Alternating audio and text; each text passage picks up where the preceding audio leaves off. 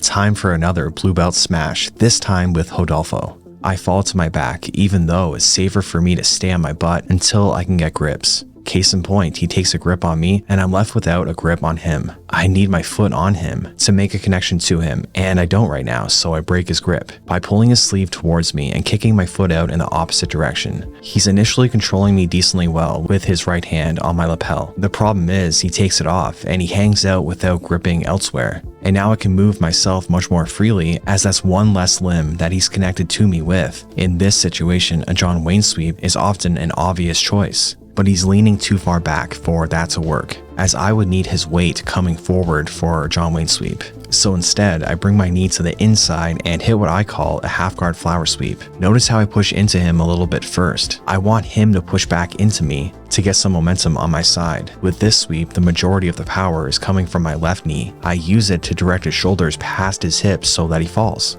You can't see it great from this angle, but I push on his hips with my left foot as I kick my right leg out, so I can come up on top already past his guard rather than in his guard. He should keep his elbow tighter to his body like a T-Rex, as his open elbow allows me to lock up a Kimura grip and sit into an armbar. But he's doing a good job coming up on top, so I just take my leg off his head to let him come up, and I take his back instead. I'm crossing my feet for better control and without worry, as I'm above his hips with my feet, so there's no real risk of an ankle lock. He's doing a good job rotating into me, but again, his open elbow cost him as I take an underhook, and a weird kind of scramble starts. His right arm is in danger because again, his elbow is too far from his body, and now I want to slide that wrist into my armpit for an armbar. I take my time to make sure he doesn't come up on top during the transition, and then switch to two hands on the wrist. We start again, and he should be on his feet to pass rather than his knees, as it would provide him greater mobility, and that mobility would help with grip fighting, but he kinda just dives right in there. Although he takes control of my head, his right arm is wide open for an underhook. I use his crossface against him by blocking his arm from posting, and then lift him up with my butterfly hooks to sweep him into mounts.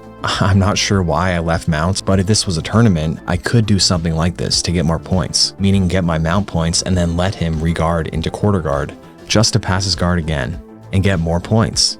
Again, his elbow is too far from his body, which allows me to staple it with my shin, effectively rendering it useless. I've isolated it, and now go to work attacking his other arm. It would appear that the far side armbar would be an obvious choice from here, but he has a hold of my belt. However, he can't hold on forever and wisely tries to bring his arm back to his body where it's safer. But I intercept it by driving my weight and head to the mat. Now I'm using my head to try to keep it there. I have to use my strain face a bit, which I always try not to. One, because it means I had to work harder than I would have liked to, and two, because it's not very pretty. But I gotta do what I gotta do for YouTube. Guys, stop for a second and check out your current belt. Not your jiu-jitsu belt, your belt's belt. Does it look acceptable? Is it cracking? Is it stylish? And do you feel comfortable wearing it? Is it too big, too small, or falling apart? With Anson belts, you never have to worry about cracking of your belt or an inaccurate fit. Its design, durability, and how fashionable it is are all top-notch. I really love wearing them and wear them all the time now. Which is funny because I never used to wear belts other than my jiu-jitsu belt. Anson belts are made of the highest quality materials and designed with micro adjustments, and they have no holes. With their micro adjustability, Anson belts allows you to have a more accurate fit and easy adjustments on the go. Anson belts are all a one size fits all, and they come with a lifetime guarantee. Plus they have so many variations of styles, colors, and materials when it comes to their straps or buckles. They're a great gift idea for any age, male or female. Go check out Anson belts now. Click my link in the description below for a special offer. I suggest taking advantage of the great offer for 20% off the box set, which allows you to select either 3 straps and 2 buckles or 2 straps and 3 buckles. Again, he's not really prioritizing the grip fight. He's more so prioritizing getting his weight on me, which is important, but it's difficult to do anything with that weight without grips in place to properly use that weight. I've got an underhook, but it's not very deep. My shoulder is in front of him, which makes it easier to smash that underhook and me down to the mat. It would be a more useful underhook if it was deeper, so I start pulling him towards me. This causes him to post his hand on the mat and allows me to get my shoulder deeper underneath his armpit. To sweep him, I lift with my right leg and use my left leg to swipe out his other leg. Again, I'm not exactly sure why I dismounted, but again, if I had held mount and got my points, I could have gotten more points by letting him regard just to pass again. He starts to get a bit of an underhook and turn to his side. I need to decide in this moment if I want to try to drive him back down to the mat or transition to get around his head. I decide to transition, again taking advantage of the open elbow by locking up another Kimura grip, and again transitioning to the armbar.